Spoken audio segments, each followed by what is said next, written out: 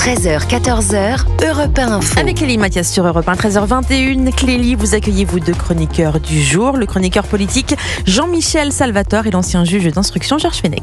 Bonjour, bienvenue à vous tous les deux. Bonjour Clélie. On va évidemment commencer par la politique avec cette journée d'hier, cette déclaration de politique générale prononcée par Sébastien Lecornu. Écoutez-le. Que contient ce budget initial ? Une maîtrise des comptes publics qui réduira le déficit. Dans tous les cas de figure, à la fin de la discussion budgétaire, ce déficit devra être à moins de 5% du PIB, car cet impératif de souveraineté s'impose à nous tous. Il est urgent de continuer à dépenser moins. L'État a engagé une revue de ses dépenses. Des économies seront faites. Nous demanderons à créer une contribution exceptionnelle des grandes fortunes que nous proposons d'affecter au financement des investissements du futur. Le coût de la suspension pour notre système de retraite est de 400 millions d'euros en 2026 et d'1,8 milliard d'euros en 2027. Elle devra donc être compensée financièrement, y compris par des mesures d'économie. Elle ne pourra pas se faire au prix d'un déficit accru. Sébastien Lecornu qui a obtenu la non-censure du Parti socialiste. Les contreparties, il l'a dit, c'est cette suspension de la réforme des retraites. Comment ça s'est passé, les tractations entre Olivier Faure et Sébastien Lecornu ?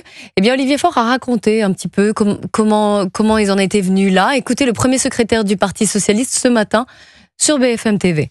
Il m'a dit « je prends mon risque ». Je prends mon risque. Oui, parce qu'il prend un risque politique, et je le reconnais. C'est les mots qu'il vous a écrits, je prends mon risque. Oui, j'ai applaudi quand j'ai entendu l'ensemble des phrases qui permettaient de comprendre qu'il s'agissait non seulement d'une suspension de l'âge légal, mais aussi des trimestres pour qu'il n'y ait pas, en fait, de leurre sur la nature de ce qu'était l'engagement du Premier ministre.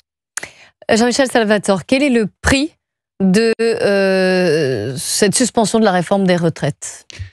Il est incroyablement lourd. Il est d'abord symbolique, parce que ça veut dire qu'aujourd'hui, l'homme fort en France, c'est pas Emmanuel Macron, c'est pas Sébastien Lecornu, mais c'est Olivier Faure. Bon.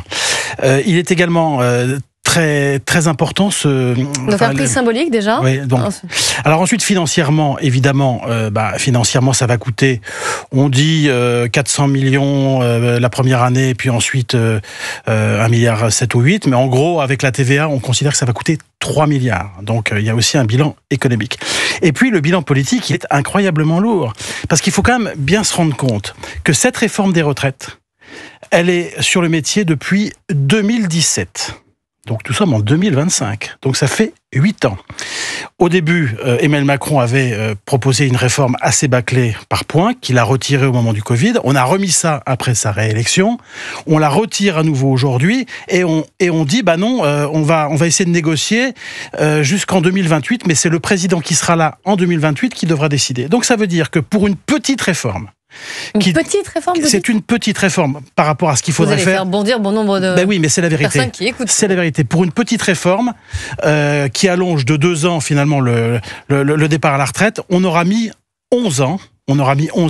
Et moi je trouve que ça en dit très long, si vous voulez, sur l'incapacité de notre système politique à nous adapter, à faire des réformes, et je pense que c'est un signal avancé finalement du déclin français. Nous ne sommes pas capables, par nous-mêmes, de régler un problème qui est un problème qui ne dépend que de nous, c'est-à-dire un problème démographique. Alors, j'en profite pour saluer Sophie Audiuger qui nous a rejoint en studio. Bonjour. Bienvenue à vous. Georges Fenech, pour rebondir sur ce que vient de dire et poursuivre un peu sur ce que vient de dire Jean-Michel Salvatore, ça veut dire quoi ? Que le personnel politique ou même les Français n'ont pas le courage d'entamer certaines réformes ? On sait bien que dans notre pays, c'est très difficile de réformer. On sait faire des révolutions, certes, mais les réformes, c'est compliqué. Ça met tout de suite tout le monde dans la rue. Les droits acquis, etc. C'est-à-dire qu'on est dans un déni de réalité pendant que tous les pays européens sont passés à 65, 66, 67 et même plus pour l'âge de la retraite. Et nous, on est en train de réfléchir à revenir sur une réforme qui était une petite réforme, je vous l'accorde, car on s'achemine tôt ou tard vers aussi une partie en capitalisation. Il y aurait tellement de choses à dire, d'accord ?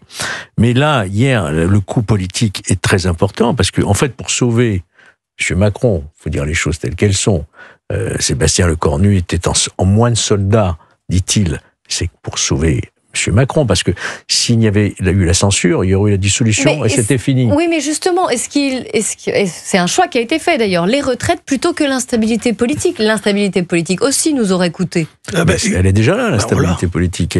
On va l'aggraver, au contraire. Vous vous rendez compte qu'un Premier ministre qui dit discrètement, je prends le risque politique. On joue au poker avec le budget de la France. On joue au poker avec cette question des retraites.